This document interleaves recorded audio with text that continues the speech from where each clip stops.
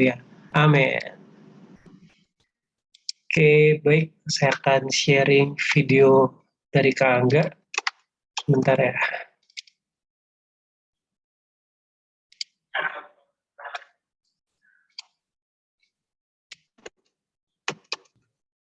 Ada 2 ya, Jos?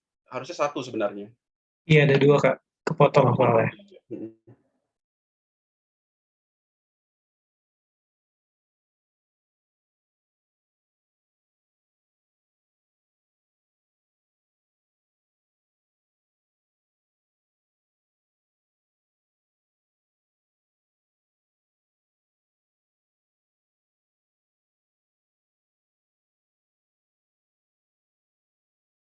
Gut cleansing ceritanya, lagi gut cleansing.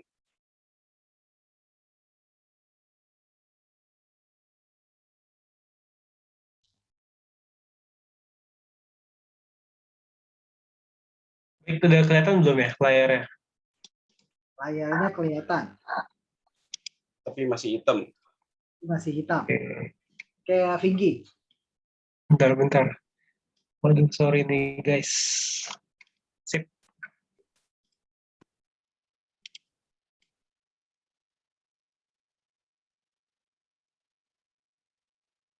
Kalau Tuhan baik, bersedia aku dengarkan dorban.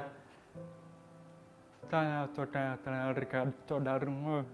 Saya tidak pernah mendengar atau saya bertanya ke Tuhan dan juga ke Bapa, kenapa saya dengarkan saudaramu. Bapa berkata, coba buka Alkitab ayat 9 ayat 1 sampai 3.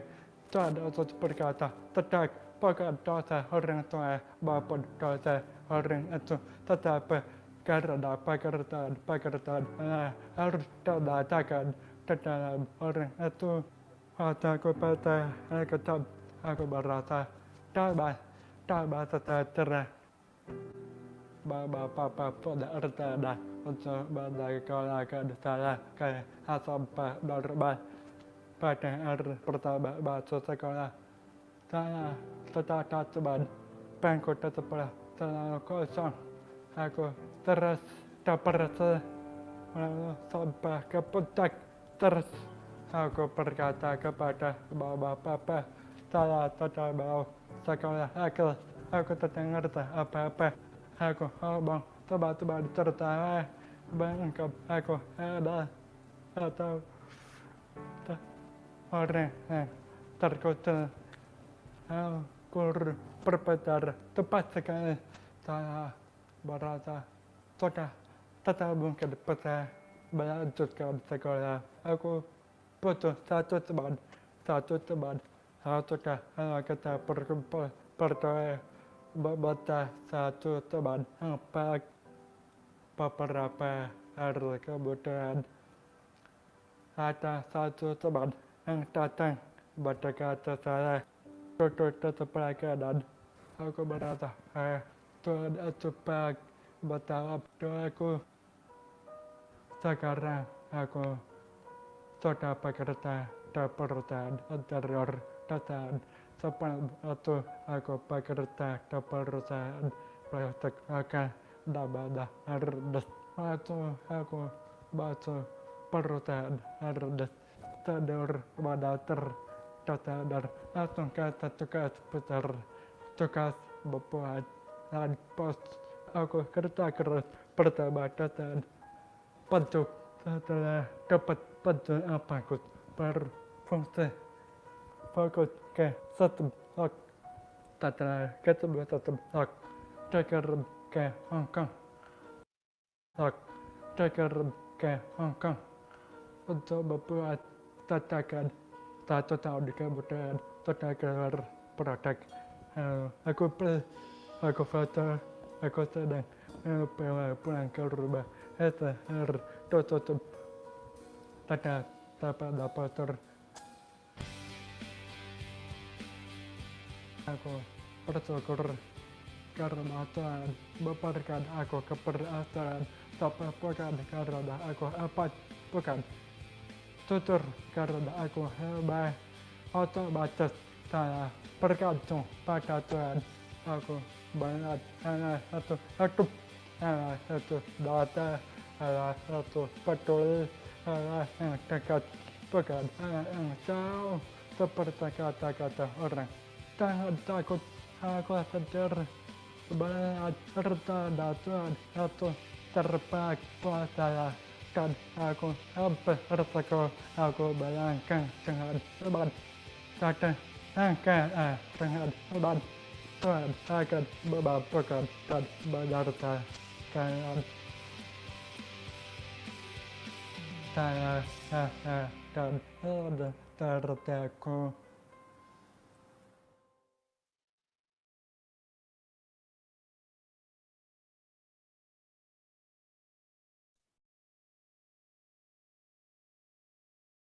Tuhan, kalau hari ini kami boleh berkumpul, kami bersyukur buat setiap anugerah Tuhan.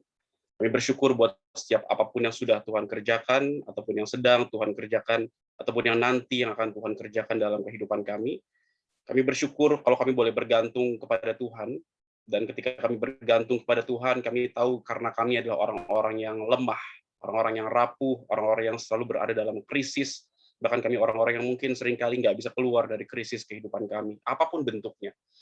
Tapi malam ini ketika kami berkumpul dan memiliki komunitas teman bergumul satu dengan yang lain, izinkan kami buat saling berbagi, izinkan kami buat mengerti hatinya Tuhan, izinkan kami berjumpa dengan Tuhan di setiap kelemahan dan krisis kami, di dalam komunitas ini bersama dengan teman-teman yang saling bergumul ini, izinkan kami berjumpa dengan kasih Tuhan. Karena kasih-Mu yang melampaui segala akal itu yang mampu menuntun kami, mengarahkan kami, memperkuat kami, sehingga kami menjadi orang-orang yang sungguh mengerti apa yang Tuhan inginkan untuk kami kerjakan dalam kehidupan ini. Tolong hamba-Mu akan berkata-kata sebentar lagi, demi Kristus kami berdoa, haleluya, amin. Teman-teman, selamat malam semuanya, senang sekali bisa menyapa teman-teman dari tempat ini, dari ruang virtual ini. Hari ini saya akan membawakan tema tentang krisis sebagai suara luka dalam pertumbuhan iman. Sesuatu yang saya gumulkan beberapa waktu ini, beberapa belakangan ini, karena saya juga berpikir bahwa seringkali sebagai hamba Tuhan rasanya nggak lepas hidup ini dari krisis gitu ya. Bahkan tadi saya suka banget sama videonya Yahya. Yahya adalah salah seorang tunarungu yang berjuang, yang bergumul di dalam krisis hidupnya karena dia disable, tunarungu. Dia kebetulan adalah saudara dari salah seorang rekan saya, pembicara juga. Keluarga ini adalah keluarga yang cinta Tuhan, keluarga yang luar biasa. Tapi ketika Yahya lahir dalam kondisi yang seperti itu, ini tentu bukan hal mudah bagi seorang keluarga, bagi sebuah keluarga, gitu ya. Dan ketika krisis itu terjadi dalam kehidupan seseorang, tentu hal yang wajar sekali kita bertanya, kenapa itu terjadi kepada saya? Atau mungkin pertanyaan kedua adalah, kenapa saya selalu berada di sini dan kenapa saya nggak bisa keluar dari setiap krisis kehidupan saya? Bahkan ketika krisis menjadi hal yang terlalu lama, krisis menjadi sesuatu yang lama sekali kita hidupi, maka ekspresi dari krisis seringkali muncul berupa suara. Dan sayangnya bukan suara yang menyenangkan seringkali, tapi adalah suara yang penuh dengan luka. Suara luka sebagai ekspresi dari krisis yang berkepanjangan dalam kehidupan kita, suara luka sebagai ekspresi kekecewaan, ekspresi kebimbangan, kegamangan, karena krisis terjadi. Dan itu gak lepas Anda hamba Tuhan, anak pendeta, ataupun mungkin pelayan Tuhan, siapapun Anda dan saya, karena seringkali kita melihat krisis itu ada di sekitar kita. Dan kalau kita perhatikan dalam Keluaran 14 ayat 10 sampai 14, izinkan saya membacakannya bagi kita semua. Ketika Firaun telah dekat, orang Israel menoleh, maka tampaklah orang Mesir bergerak menyusul mereka, lalu sangat ketakutanlah orang Israel dan mereka berseru-seru kepada Tuhan. Kemudian di ayat 11, dan mereka berkata kepada Musa, apakah karena tidak ada kuburan di Mesir, maka engkau membawa kami untuk mati di padang gurun ini? Apakah yang kau perbuat ini terhadap kami dengan membawa kami keluar dari Mesir? Ini mereka mengalami krisis di tempat perhentian pertama setelah mereka keluar dari Mesir. Di ayat ke-12 disebutkan lagi bahkan, bukankah ini telah kami katakan kepadamu di Mesir, janganlah mengganggu kami dan biarlah kami bekerja pada orang Mesir, sebab lebih baik bagi kami untuk bekerja pada orang Mesir daripada mati di padang gurun ini. Ayat 13, tapi berkatalah Musa pada bangsa itu, janganlah takut, berdirilah tetap dan lihatlah keselamatan dari Tuhan yang akan diberikannya hari ini kepadamu, sebab orang Mesir yang kamu lihat hari ini tidak akan kamu lihat lagi untuk selama-lamanya. 14, Tuhan akan berperang untuk kamu dan kamu akan diam saja. Rekan-rekan sekalian, saya mau berkata bahwa ada sebuah kutipan yang baik sekali dari dosen apologetika saya di STT Amanat Agung dulu, namanya Fandi Tanujaya, lagi ambil S3 di Wheaton College di Amerika sekarang. Pak Fandi pernah berkata bahwa krisis terjadi karena ada gap. Gap antara apa? Antara ekspektasi dan realita. Ada jurang pemisah atau ada gap antara apa yang kita ekspektasikan dengan realita di sekitar kita. That's why disebut krisis. Ketika sesuatu yang kita harap-harapkan nggak kejadian, misalnya, ketika sesuatu yang kita inginkan nggak kesampaian, misalnya sebut sesuatu, Anda ingin apa dalam hidup ini, misalnya saya ingin punya gereja yang baik atau punya gembala yang bertobat, misalnya, tapi realitanya ternyata nggak seperti itu, realitanya justru berseberangan dengan ekspektasi kita, maka gap ini adalah krisis menurut Fandi Tanujaya. Dan seringkali ketika krisis terjadi, biasanya sebagai anak Tuhan, kita punya respon yang minimal ada 2 varian. Respon pertama adalah pengharapan yang bersifat utopis, utopia. Menyangkali penderitaan dan nggak berani menghadapinya. Sudahlah, Tuhan akan tolong kita. Ya udahlah, Roh Kudus akan membimbing kita. Pengharapan-pengharapan utopis dibalut dengan kerohanian, dibalut dengan topeng-topeng rohani, sehingga bukannya menyelesaikan atau menghadapi setiap persoalan krisis kita, tapi lebih kepada menyangkali penderitaan dan nggak berani bahkan menghadapinya. Segalanya di-skip, bahkan ditekan ulang, di-repress, ditekan berkali-kali sampai kita nggak berani menghadapinya bahkan. Tapi bukan cuma itu, ada respon kedua dari setiap anak Tuhan di dalam menghadapi krisis. Ketika yang pertama berkata pengharapan yang utopis, maka yang kedua lebih bersifat kepada pesimistis.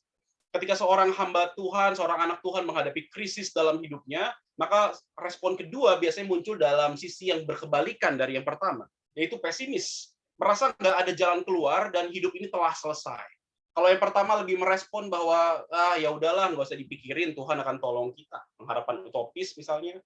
Tapi yang kedua justru berkata sebaliknya. Merasa nggak ada jalan keluar dan hidup ini telah selesai.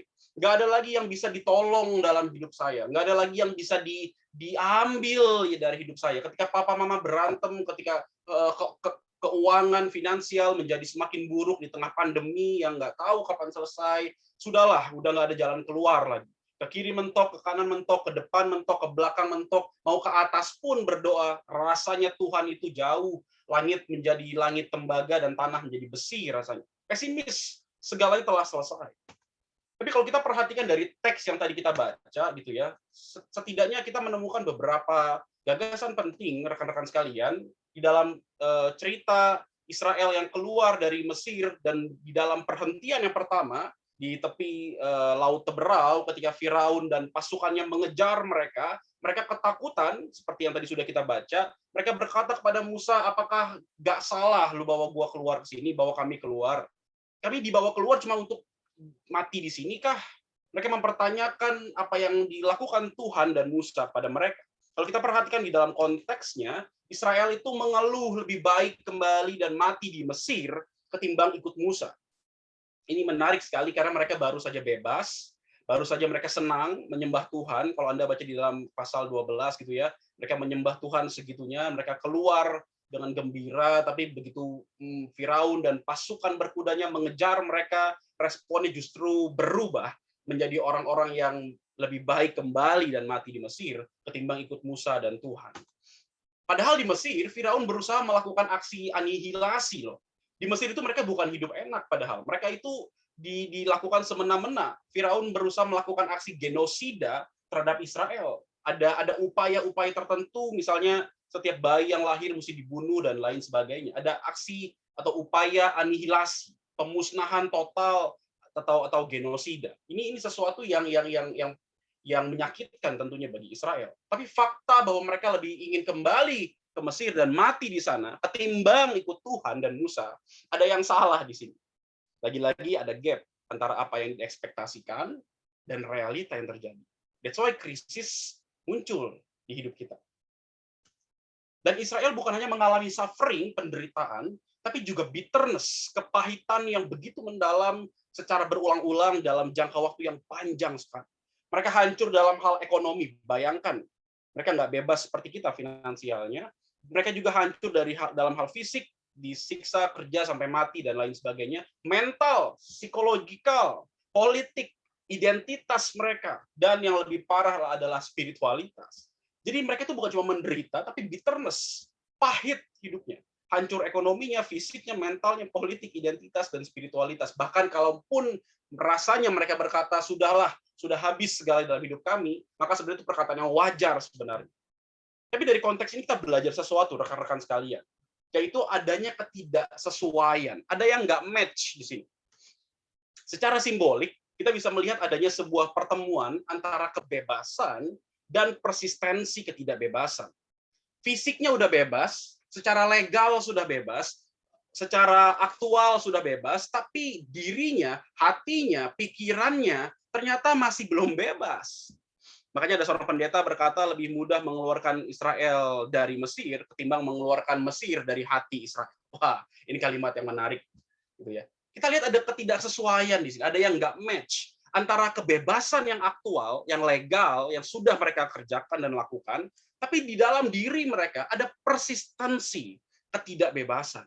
Dan ini sesuatu yang kontradiksi sekali sebenarnya. Persisten di sini berarti ia terus bertahan dan berusaha untuk tetap ada dan tidak bisa dengan mudah dihilangkan. Merasa nggak bisa menang dan bahkan yang diingat adalah kegagalan dan kematian. Karena kalau Anda perhatikan, rekan-rekan sekalian, ketika Firaun mengejar mereka dengan jumlah kereta kuda, gitu ya, pasukan kereta kuda, jumlahnya kalah banget sama Israel. Jumlahnya kalah, Israel jauh lebih banyak jumlahnya. Firaun jumlahnya sedikit dengan kereta kudanya. Tapi ketika persistensi ketidakbebasan itu sudah mengakar dalam hati Israel, dalam diri Israel, bahkan jumlah yang banyak pun, menang jumlah pun, itu nggak dihitung sebagai sebuah kemenangan. Mereka lebih suka berkata, mendingan kami balik ke Mesir dan kami mati di sana, ketimbang kami ikut Tuhan. Dan bukankah ini yang seringkali dilakukan oleh orang Kristen? Anda dan saya, misalnya. Ketika kita lihat seringkali mungkin di depan ada kesempatan untuk menang dari masalah kita, bahkan dari setiap krisis-krisis di hidup kita. Tapi karena ada persistensi dosa, persistensi masa lalu, persistensi kegagalan demi kegagalan yang terlalu panjang yang sudah kita hidupi, maka tangan Tuhan tidak lagi terlihat sebagai tangan, tapi sebagai hukuman. Kita bisa menyimpulkan dari teks ini bahwa narasi ini atau teks ini mengakar pada sebuah kondisi psikologis ternyata, yaitu ketidakbebasan yang persisten, dan ini berbahaya. Ketika Anda dan saya sering mengalami krisis berkepanjangan, hidup yang mungkin seringkali berbeban berat dalam waktu yang begitu lama, kita mungkin seringkali seperti bangsa Israel. Ngakunya Kristen, ngakunya nyembah Tuhan, tapi ada persistensi masa lalu atau dosa dalam diri kita. Dan ini problem. Nah, kalau kita perhatikan, kita tarik mundur ya, konteks jauh, Keluaran 12 ayat 24 sampai 27. Bolehkah Elizabeth membacakan bagi kita semua? Keluaran ini ya, Kak? Ya. Keluaran 12 ayat 24 hingga 27. Kamu harus memegang ini sebagai ketetapan sampai selama-lamanya bagimu dan bagi anak-anak. Dan apabila kamu tiba di negeri yang akan diberikan Tuhan kepadamu, pelihara ibadah ini. Dan apabila anak-anakmu berkata kepadamu, apakah artinya ibadahmu ini? Maka haruslah kamu berkata, itulah korban Paskah bagi Tuhan yang melewati rumah-rumah orang Israel di Mesir, ketika ia menulahi orang Mesir, tetapi menyelamatkan rumah-rumah kita. Lalu berlututlah bangsa itu dan sujud menyembah. Thank you, Is. Rekan-rekan, kita perhatikan ini adalah teks pengantar sebelum mereka keluar dari Mesir, di mana ketika tulah ke-10 diberikan, dan ada perintah dari Tuhan untuk melakukan beberapa hal, dan lihatlah mereka berlutut dan menyembah Tuhan. Ada ekspresi iman yang mereka tunjukkan kepada Yahweh, kepada Allah, sehingga mereka menjadi orang-orang yang menunjukkan identitas mereka semula, yang tadinya mungkin sudah hancur identitasnya, yang tadinya udah nggak punya lagi kehidupan spiritual pada Allahnya, sekarang mereka udah mulai bisa sujud menyembah, berlutut sebagai seorang bangsa yang mandiri dan pertama kalinya akan bebas, dan mereka menyembah Tuhan. Tapi sayangnya ekspresi iman ini adalah ekspresi yang sungguh-sungguh dangkal. Kenapa? Kalau kita perhatikan, Israel ini bersyukur bisa keluar dari Mesir, sujud dan menyembah Allah sebagai ekspresi imannya, tapi nggak berlangsung lama ketika di dalam perhentian pertama, di tepi Laut Teberau, ketika Firaun mengejar mereka, kita sudah baca tadi teksnya di awal, gitu ya, maka krisis iman terjadi di tempat perhentian tersebut. Mereka orang-orang yang semangat menyembah dengan ekspresi iman yang begitu luar biasa sampai berlutut, tapi ternyata begitu ada krisis terjadi, bahkan baru di tempat perhentian pertama, mereka lebih pilih untuk meninggalkan Tuhan dan balik ke Mesir, dan mendingan kami mati di sana. Apa yang salah dari ekspresi iman ini? Apa yang terjadi dalam iman mereka? James Fowler dalam bukunya Stages of Faith, dia menyebutkan ada level iman yang paling dangkal, atau level 0, atau level primal. Itu disebut dengan undifferentiated faith. Di dalam undifferentiated faith atau level iman yang paling dasar atau dangkal ini, biasanya seseorang itu adalah orang yang berkata dia nggak ngerti yang dia percaya itu apa. Ketika dia ke gereja, misalnya dia cuma datang ke gereja, dan dia nggak ngerti tujuan ke gereja itu untuk apa. Misalnya ketika orang dipanggil, dia ajak ke gereja, dan dia datang ke gereja, dan dia ditanya, kenapa kamu gereja? Ya, karena orang Kristen mesti gereja, gitu ya. Nggak ada alasan yang lain. Ketika dia gereja, mungkin dia akan main handphone, dia akan nonton drama Korea selama ibadah berlangsung, dan nggak ada keinginan buat cari Tuhan. Undifferentiated faith.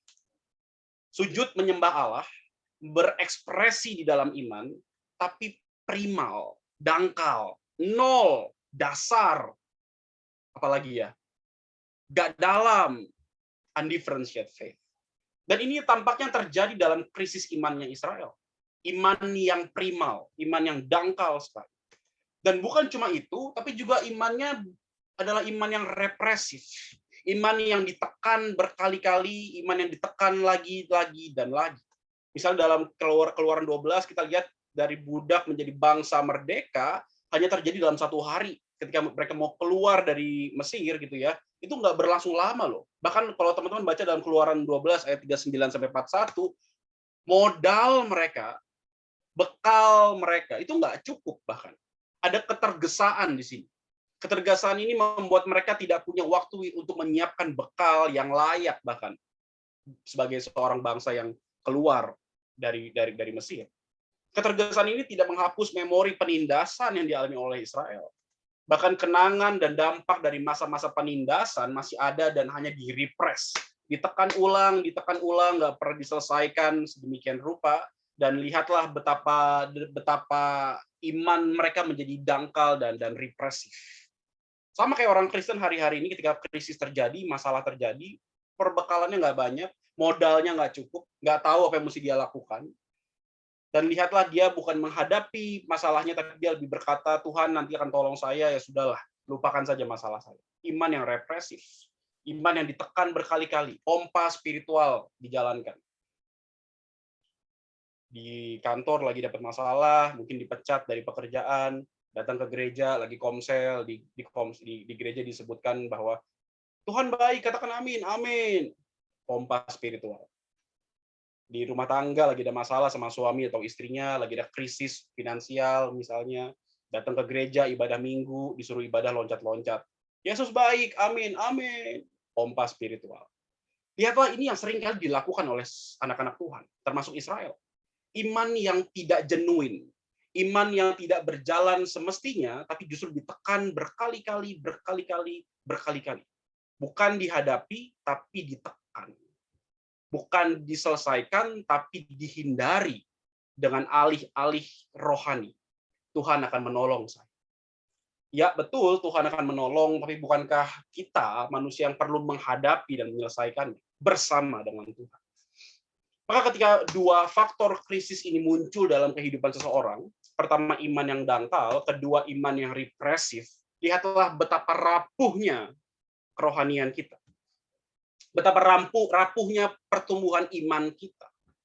Dan seringkali dua hal ini justru bukannya ditentang oleh Tuhan, tapi Tuhan yang Maha Kasih itu dia justru membentuknya di dalam inferioritas diri seseorang yang begitu kelam, yang begitu krisis, yang begitu dangkal, tapi justru inferioritas itu dibentuk oleh Allah, dipakai oleh Allah untuk tujuan yang mulia.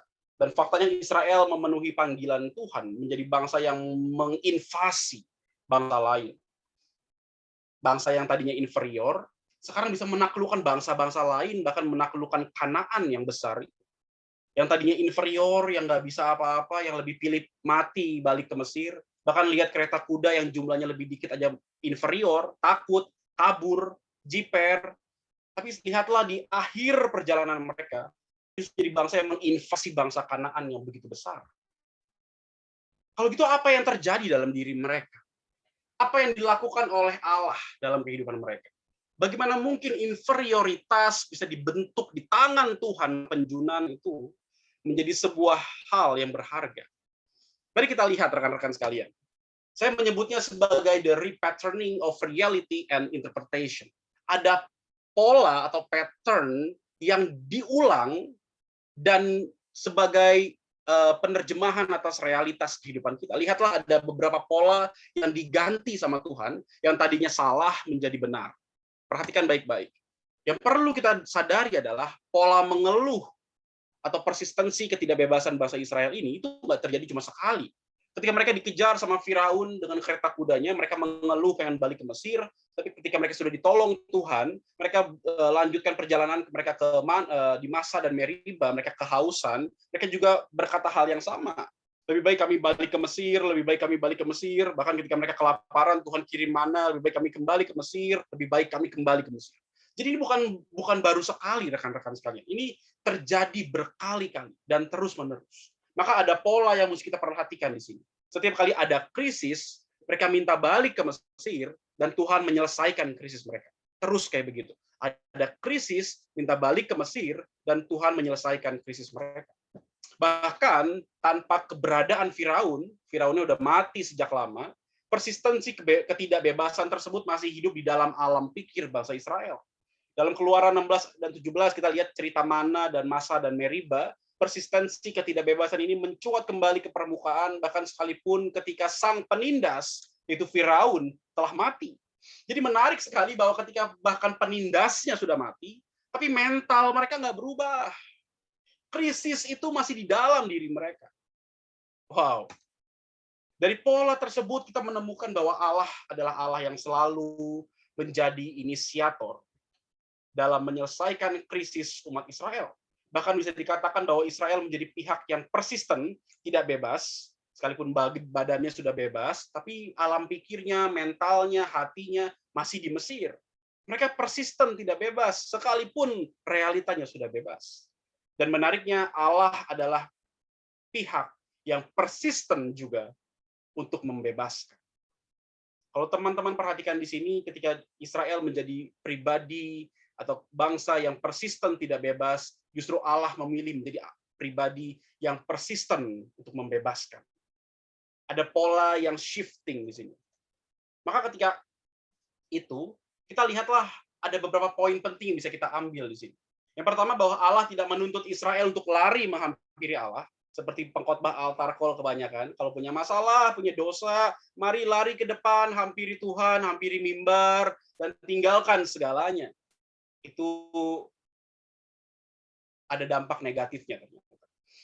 Tapi Allah justru bersama Israel di dalam step by step masa krisisnya. Sebagai sang inisiator agung, Allah tidak menuntut mereka untuk meninggalkan segalanya, lupakan segalanya, tidak. Tapi mereka justru Allah bersama mereka di dalam krisis mereka. Dan di titik paling krisis dan paling rapuh inilah Allah hadir menjadi inisiator. Teman-teman, kita lebih suka seringkali kita datang sama Tuhan ketika masalah kita selesai. Tapi justru sebaliknya, Allah lebih suka datang sama kita saat kita sedang dalam masalah dan belum selesai. Inilah Allah kita. Ada ruang di hadirat Allah bahwa suara luka atas penindasan itu diterima. Ini kabar baiknya. Kita seringkali berpikir, apalagi Anda yang dari gereja Pentakosta karismatik seperti saya gitu ya, suara luka itu perlu dihilangkan dulu. Penderitaan itu mesti dilenyapkan dulu. Kesakitan itu perlu ditinggalkan dulu. Baru kita bisa dilayakkan sama Tuhan. Tapi dari narasi ini kita justru belajar hal yang paling berharga, justru Allah tidak menuntut kita untuk lari menghampiri Dia, tapi Allah justru bersama dengan kita di tengah titik yang paling krisis dalam kehidupan manusia. Ada ruang di hadirat Allah bagi suara luka Anda dan saya, atas penindasan, atas depresi, atas krisis berkepanjangan, atas kehidupan yang suram yang ada di dalam kehidupan kita. Segala krisis yang menghasilkan suara luka ini ternyata diterima di dalam hadirat Allah. Wow. Sebagai inisiator, Allah mengurai bahkan setiap kerapuhan kita. Bukan cuma didampingi, tapi diurai satu persatu. Dan lihatlah, Israel berubah menjadi bangsa yang besar, yang tadinya inferior, kini menjadi bangsa yang menginvasi bangsa lain. Saya jadi teringat kata-katanya Sturla Stalset dalam tulisannya The Ethics of Vulnerability. Dia bilang bahwa kerapuhan merupakan kondisi yang tak terelakkan dari relasionalitas.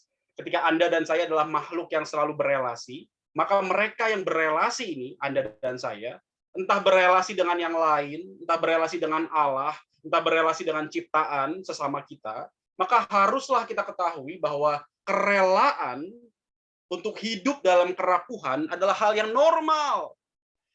Dan di mata Allah, kerapuhan adalah hal yang normal, bukan? Dan disitulah Allah menunjukkan kerapuhannya di puncaknya sebagai di atas kayu salib Kristus. Allah yang agung itu turun ke dalam dunia dan merengkuh daging agar sang agung itu menjadi sang rapuh.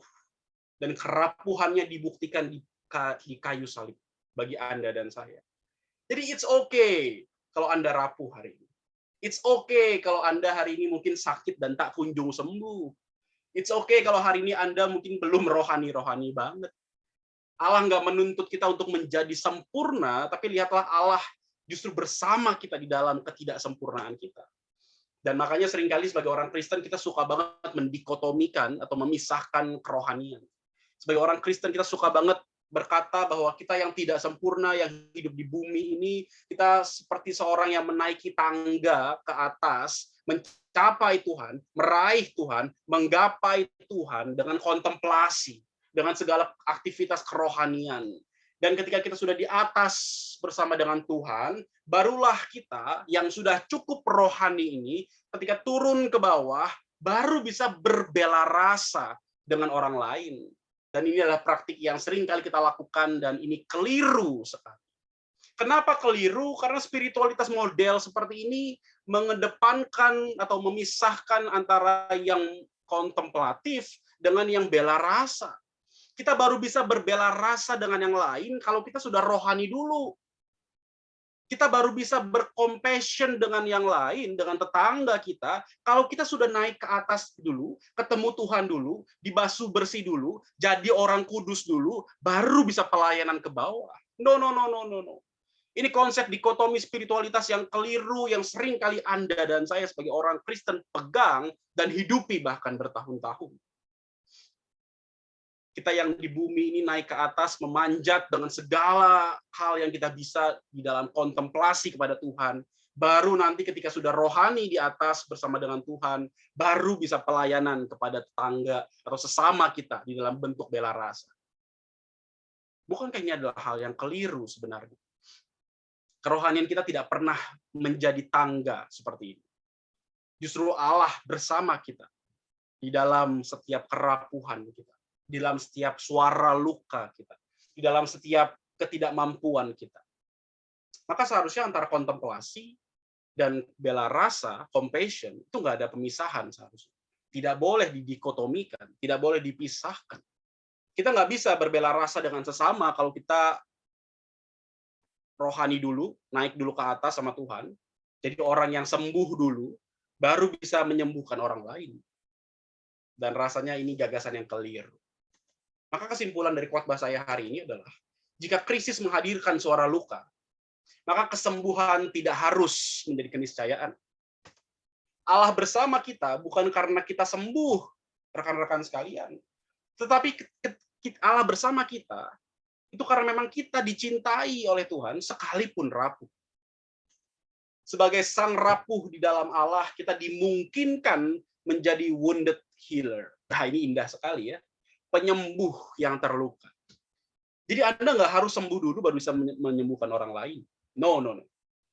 Kita bisa menjadi penyembuh yang terluka. Wounded healer. Karena Tuhan bersama kita di masa krisis kita, bukan?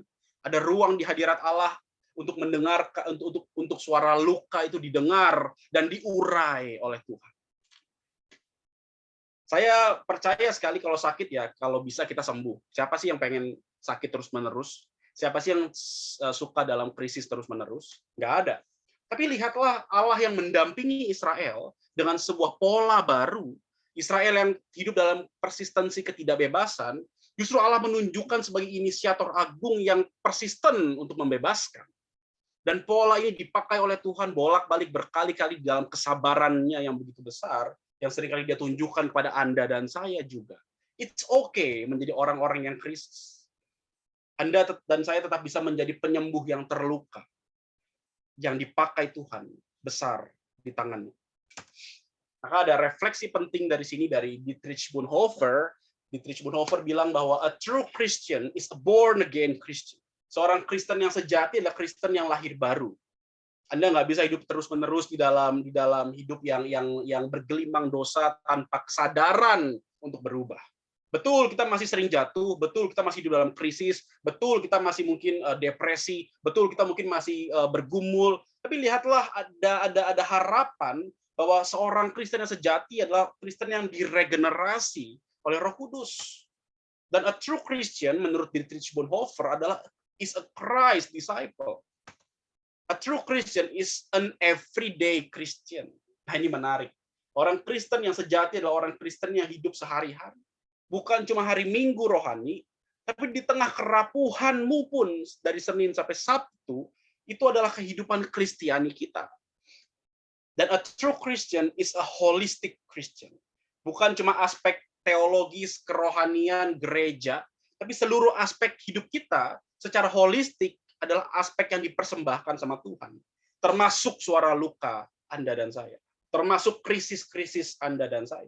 Termasuk penyakit dan pergumulan Anda dan saya. Holistik, semuanya. Dan a true Christian is a happy Christian. Pertanyaan saya terakhir adalah, are you happy as a Christian, my friends? Anda yang udah Kristen bertahun-tahun, mungkin 10 tahun, mungkin 15 tahun jadi Kristen, saya ingin tanya kepada Anda semua hari ini, are you happy as a Christian? Senang nggak sih jadi orang Kristen? Itu pertanyaan yang perlu kita renungkan malam hari ini. Dan sebagai penutup, saya ingin mempersembahkan sebuah lagu, tentunya bukan saya yang nyanyikan, sekalipun lagu ini saya yang ciptakan, ketika saya sedang masa krisis 2018, papa mama saya berantem, pengen cerai dan lain sebagainya sejak saya remaja, dan itu memuncak ketika 2017-2018 kira-kira 3-4 tahun yang lalu menjadi hal yang sungguh menekan hidup saya.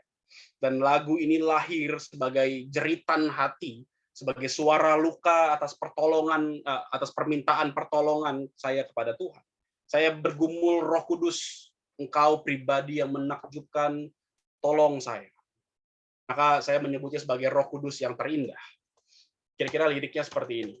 Dan saya dengan hormat meminta Ko Randy dan mungkin Kak Yulia bisa membantu saya menyanyikan lagu ciptaan saya yang sederhana ini. Saya persilahkan.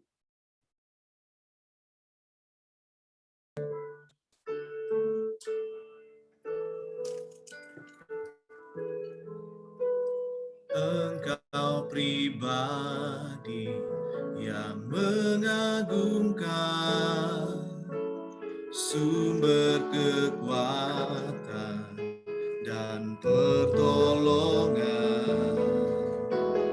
Engkau penghiburan dan sumber tenang. Roh Kudus, Engkau kurindukan.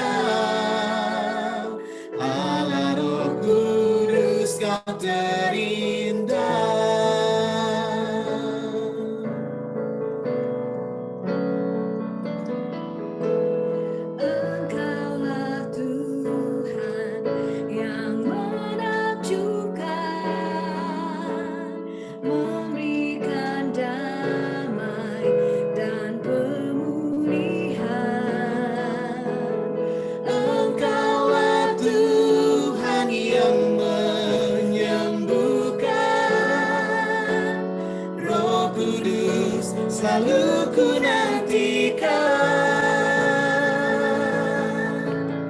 Betapa ku perlukan Engkau,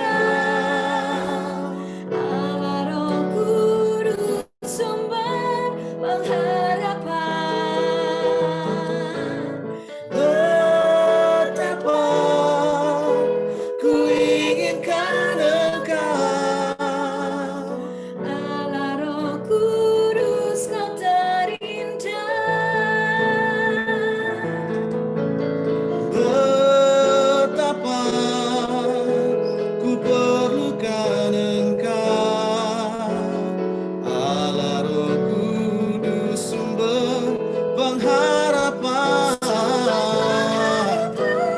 Betapa ku inginkan Engkau, Allah Roh Kudus, kau terindah. Allah Roh Kudus, Kau terindah.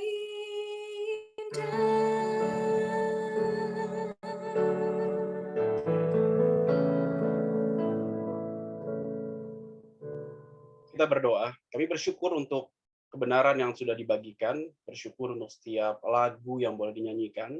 Biarkan ketika kami boleh menjadi orang-orang yang terluka, dan kami menjadi orang-orang yang mungkin seringkali gagal dalam kehidupan ini, kami menemukan Tuhan bukan di tempat nan jauh di sana, tapi ajar kami melihat Tuhan di samping kami.